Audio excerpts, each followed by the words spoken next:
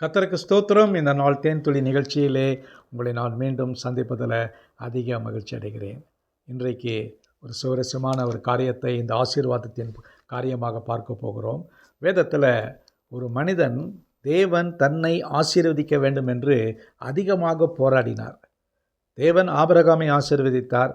அவன் பலுகி பெருகினான். ஆனால் ஒரு காலகட்டத்தில் ஆபிரகாமின் வம்சத்தில் வந்தவனாகிய யாக்கோபு அவன் தேவனிடத்திலே போராடுகிறான்.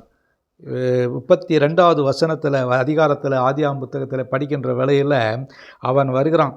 அந்த இடத்துல தன்னுடைய அண்ணனை ஏசாவை சந்திப்பதற்காக அவன் வருகிற வேளையில் நடக்கக்கூடியதான காரியம் என்னவென்று சொன்னால், அந்த இடத்துல நடந்தது, அவனுக்கு ஒரு தரிசனம் சொப்பனம் வருகிறது. அந்த சொப்பனத்தில் அவன் அப்படியே அயர்ந்து தூங்கி கொண்டிருக்கிறான். அப்பொழுது ஒரு தேவதூதனோடு கூட ஒரு நபரோடு கூட அவன் போராடுகிறான். அந்த நேரத்தில் அவனை போராடி யாக்கோபை அவராலே மேற்கொள்ள முடியவில்லை.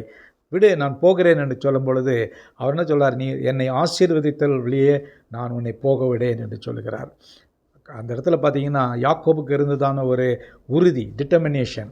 நீர் என்னை ஆசீர்வதிக்கணும், நீர் என்னை ஆசீர்வதித்தால் தான் நான் உண்மை விடுவேன் என்று அவன் போராடுகிறான். அவன் போராடுகிறது தேவனோடு போராடுகிறேன்னு அறியாமல் இருந்தான்.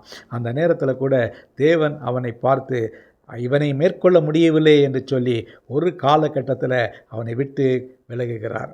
அப்பொழுது அவனுக்கு இதுதான் பெயர் எடுக்கிறார், நீ யாக்கோபு இல்லை, இனிமேல் நீ இஸ்ரவேலனாக இருப்பாய்.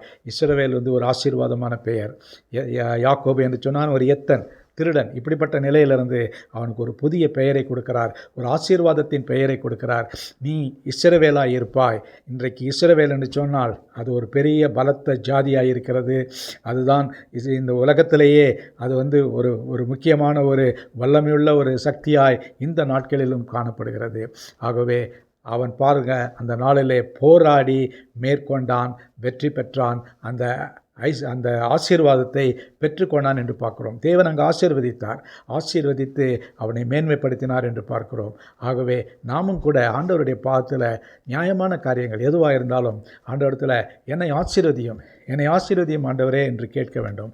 அப்படி கேட்கின்ற வேளையில் அவர் நமக்கு சகல ஆசீர்வாதத்தையும் நிரப்ப வல்லவராக இருக்கிறார். அவரிடத்தில் கேட்கும் பொழுது ஒருவருக்கும் இல்லை என்று சொல்ல மாட்டார். அவர் கேட்கிற ஒவ்வொருவருக்கும் கொடுக்கக்கூடிய தேவன்.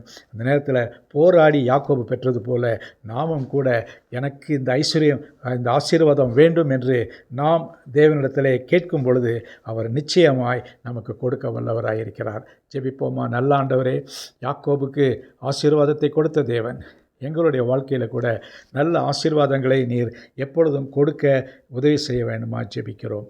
மீட்பர் இயேசுவின் நாமத்தில் ஜெபிக்கிறேன் நல்ல பிதாவே, ஆமேன் ஆமேன். கர்த்தர் உங்களை ஆசீர்வதிப்பாராக. போராடுங்கள், போராடி ஆசீர்வாதத்தை சுதந்திரித்துக் கொள்ளுங்கள்.